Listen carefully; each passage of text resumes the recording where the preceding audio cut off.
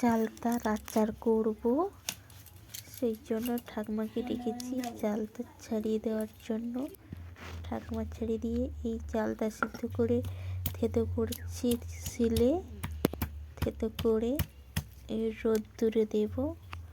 দেওয়ার পর শুকনো হয়ে যাবে। এই তেজপাতা কড়াই নিয়ে ভাজতেছি, তার সাথে পানমৌরি, জিরা, তেজপাতা ভাজতেছি। তারপরে থাকবে লঙ্কা,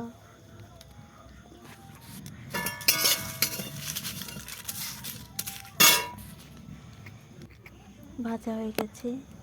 এরপরে লঙ্কা ভেজে নেব।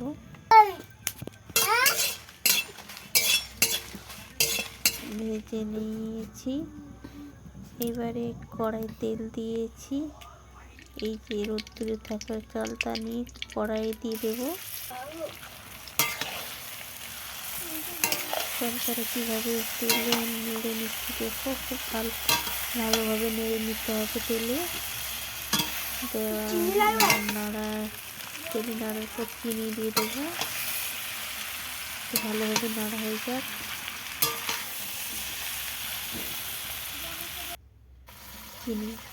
এই চিনিটা দিয়ে দেবো। দিয়ে দিয়েছি। এবারে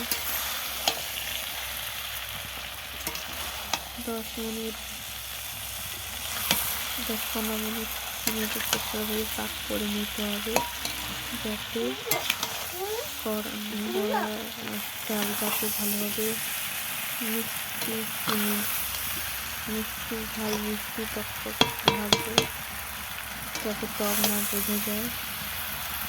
সাথে আমি বাহার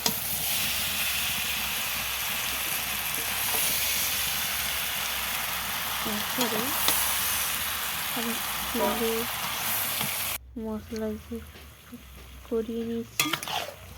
এটা কত সুন্দরভাবে তেল চিনি পাক হয়ে গেছে চালটার সাথে। এইবারে সেই সব মশলাগুলো বেটে এই চালতার আচারে দিয়ে দিচ্ছি। সেই টেস্ট আপনারাও বাড়িতে করে খাবেন, খুবই ভালো লাগবে। আমাকে খুবই ভালো লেগেছে। ফার্স্ট টাইম চালতা আচার করেছি। আমাকে খেতে খুবই ভালো লেগেছে।